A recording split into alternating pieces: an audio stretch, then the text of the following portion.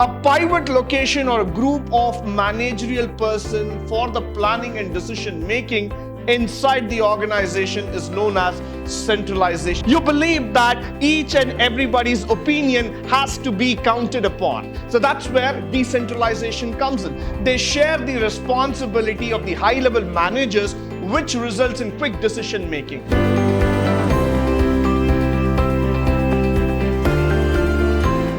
Good morning and welcome to the session 4 in Unit 3 in Management of Principles and Practices in the first semester B.B.A, where we are going to speak about centralization versus decentralization. Now moving forward, when we use this word central versus decentralization, there's quite an amount of confusion, there's quite an amount of talk about it. So first, let's try to understand what is this centralization versus decentralization.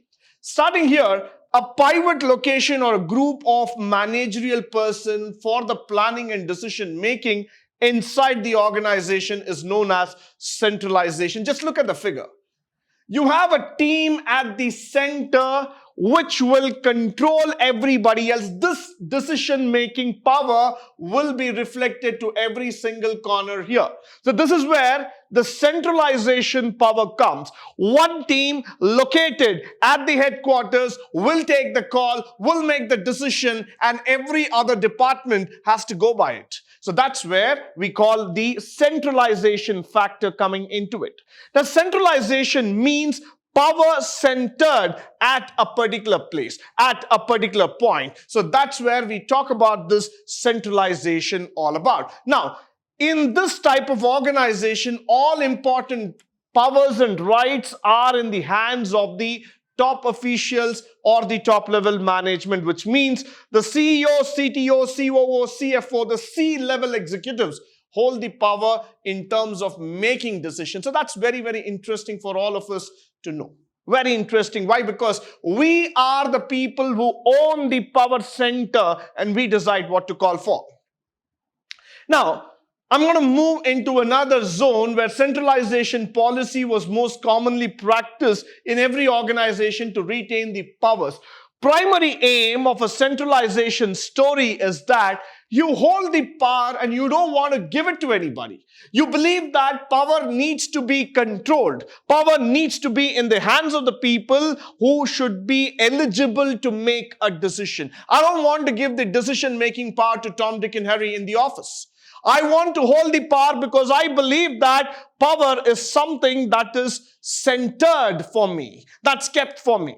So I call for the shots. So that's where exactly I'm talking about a traditional organization where every decision is made by the top level management there. Followed by, now they have the full control of the activities of the middle and the lower management. Apart from that, the personal leadership and the coordination also has been seen, well as the work can also be distributed among the workers. So in a centralized philosophy, theory, story altogether, what do I typically tend to do? I just tell my people very clearly that I'm not interested in taking up this activity. What I am really interested is that I take the decision and I give it to my people. I distribute the work. I tell my people very clearly that this is the decision taken.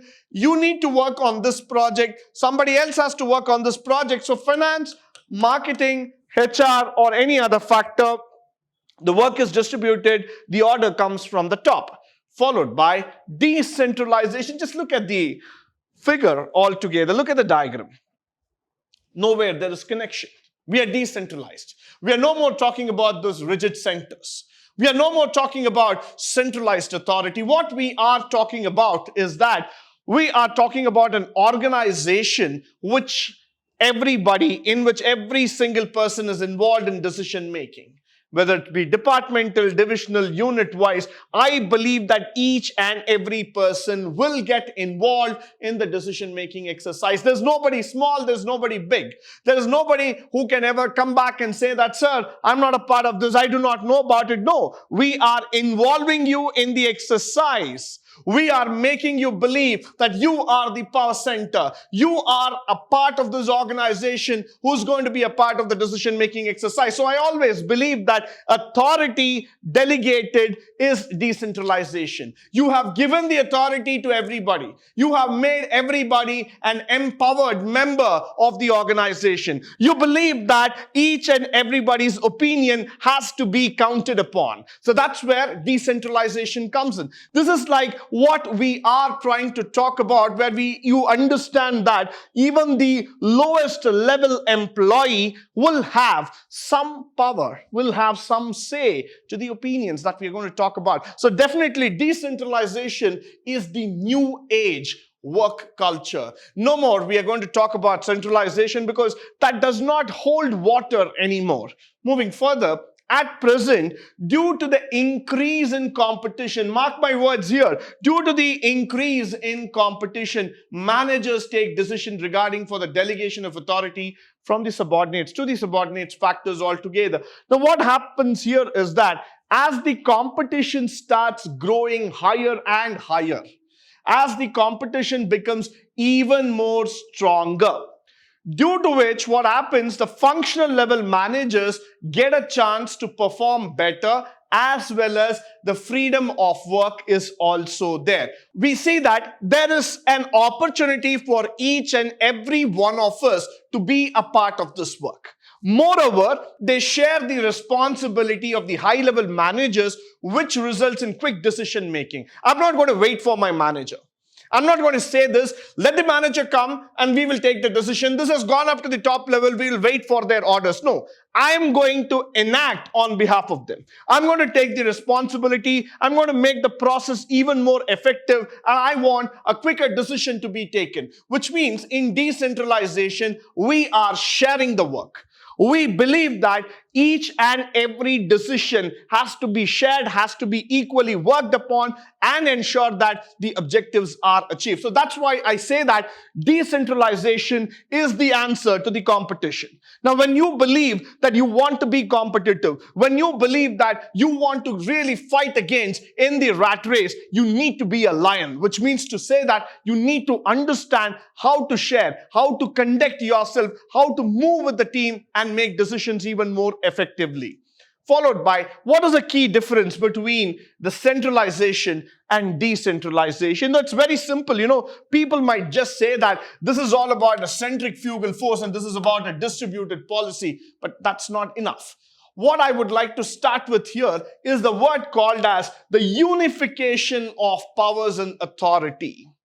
Now, what happens in centralization, I repeat again and again. Why? Because the power concentration, when you see that you are a part of a committee which is only enabled to make decisions, automatically you become a part of a power center. Now, power centers are something which cannot be explained in words. Power centers are one which has to be experienced altogether. So that's why I always say that power center makes it all. So when you become a part of that core committee trying to make decisions on behalf of others, in the sense you are the person who's going to call for the shots, then automatically what happens, the organization's focus starts coming towards you. You are centered. You are going to be watched for each and every activity. You are going to be watched for each and every word that you're going to spell it out. So that's why centralization becomes a very powerful force. But decentralization means you're giving away that power and authority. You don't want to hold it back. You don't want to say, I am CEO, respect me. I am CTO, so only I can take calls on technology. I am CMO, so I'm the Chief Marketing Officer. No, I'm giving away that title. I'm giving away my authority. I'm giving away my power. I'm giving it to the people. I'm saying that I am no more a leader. I don't want to be called by those fancy designations.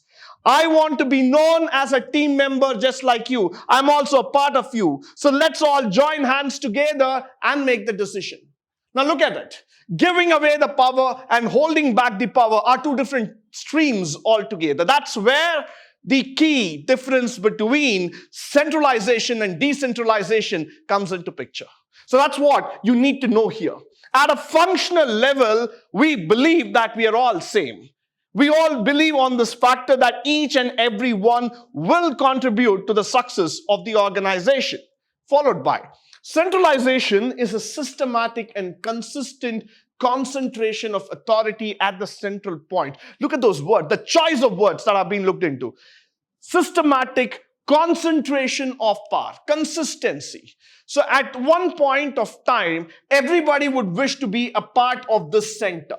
Nobody wants to be in the corners. Nobody wants to see that, you're still there at the lower rung. Nobody wants to be called by just a manager, assistant manager, deputy manager, chief manager. No, I am not happy with that story at all. I want to have a title. I want to have that C-level title added to my name. I want to be known as chief financial officer, chief technology, chief marketing, VP HR, whatever is the name altogether. Why? Because I believe that I will get that authority. I believe that I will have the decision-making power inside me that will make me something important in the organization. But what is very important here is that it is systematic and consistent, which means you follow the process on again and again. You're not going to change it. You're not going to tell anybody what is going to happen. You're just going to follow the process that's been laid down by the books of the organization. On the other hand, decentralization is systematic delegation of authority. So you're just going to give away the power. You just look at the diagram. Everybody is connected. You're just giving it away. A passes it on to B, B to C, C to D, and it just keeps flowing. The authority becomes like a river which keeps flowing from one point to another point. So what happens here is that this is a systematic process of deregulating that power center. It's a systematic process of making everybody get aware about what's happening inside the organization. Let's move further. Centralization is best for a small size organization, but the large size organization should practice decentralization. So brilliant. If I'm a small company just having about 20 to 30 employees or 50 employees, I don't have to worry about this decentralization. I'm the king, and I believe that everybody else also believes that I'm the king. So I continue in that model. Why? Because that's a centralization. That's very good for a small scale organization where the number of people are less, the processes are less, and you don't have to break your head to make a decision. You just do it. Because the people are not going to be too much, the departments are not too much, the processes are simple. So you directly call in for the shots. But when you're going to talk about an organization like TCS, you're going to talk about an organization like Reliance, you're going to talk about an organization like Infosys, or you're going to talk an organization like Microsoft or Google, you have lakhs of employees working. Now, you cannot hold a centralized process. You cannot talk on behalf of 4 lakh or 5 lakh employees working in your organization. You want each one of them to speak for themselves. So that's why decentralization would be the best one for a large-scale organization. Let's get ourselves away from the power-centric zone. Let's make each and every one of the intellectual empowered. Moving forward, formal communication exists in the centralized organization. Conversely, to the opposite of it, decentralization, communication stretches in all directions. Let me just have a word on this. Formal communication. Probably this is one thing that is disappearing in organizations today. There was a time when you had to call your manager sir or madam. But today, we are talking about an organization which just believes in calling you by the first name. Now, there's nothing wrong about it. I'm not trying to pinpoint something here. What I'm trying to say here is that I'm going to remove myself away from that formalities tag. I'm not going to call you anymore respected sir, respected madam, yours obediently, yours truthfully, no, yours. I don't want that tags at all. I just want to have a communication which is meaningful, which is able to reach and which is able to be convincing enough that so that you can do your job. So decentralization just stretches it, just pulls it apart and says that let's get everybody talking. And that's exactly what decentralization is all about. Pull off all those formalities. Don't just hold back yourself. Don't wait that one fine morning you will hear a knock on your cabin door and somebody says, may I come in, sir? No, I don't want that. I'm not waiting for it. I'm just waiting so that just come in, we'll sit down, talk, do a brainstorming, get to the decision as soon as possible. Something else is waiting for us. So that's exactly what I'm looking into in terms of centralization versus decentralization. This is something different. Now, let's move forward. In centralization, due to the concentration of powers in the hands of single person, decision takes time. Wow, what a fantastic word that we have to look. It takes time. And unfortunately, in the modern competitive world, the one thing that we cannot afford to lose is time. I don't have time. That's the answer. In a modern competitive world, I don't have time waiting for somebody that he will come on one fine morning and talk about his decision. On the other hand, in decentralization, what I'm looking here is that the decision is instantaneous. I don't even have to wait. We can take the decision and we can go much closer to the action. So I don't want to keep waiting. One fine morning, things will happen. Wow, fantastic. I don't want that. I am waiting here saying that, yes, we will take the decision today, right now, and keep moving forward. Now, the next one, formal communication. After that, once you start getting on to the conclusion part here, you will be able to see that the difference between centralization and decentralization is one of the hottest topics today. Coming on to this conclusion part, I would always like to say that we are in the mode of one of the important things altogether. Why? Because we believe that this is something that we have been speaking for ages. This is something that we have been talking for years together. So we don't want this to be a debatable topic anymore. What we want is that the scenario to change. Today, we want to come to a conclusion where we want to believe that decentralization is the mode. We want the organizations to run smoothly, not waste time on people and process, rather improvise on making your decisions altogether. So decision making is going to be the king in any organization. Now, at present, when we are talking, organizations are equipped with both features, as absolute centralization or decentralization is not possible.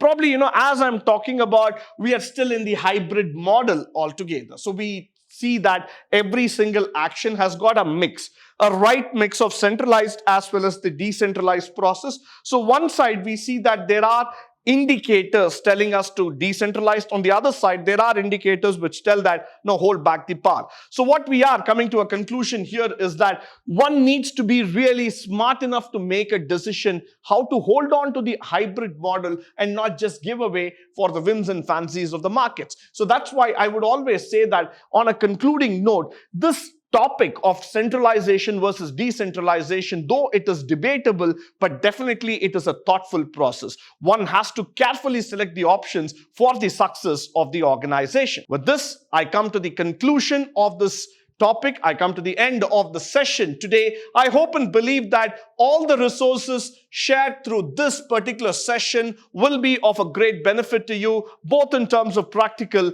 as well as from the theory standpoint. In the upcoming classes and sessions, we are going to see about the span of control and the other factors of management. But until then, stay tuned, stay blessed, and stay enlightened forever. Thank you once again for joining me today on this wonderful session.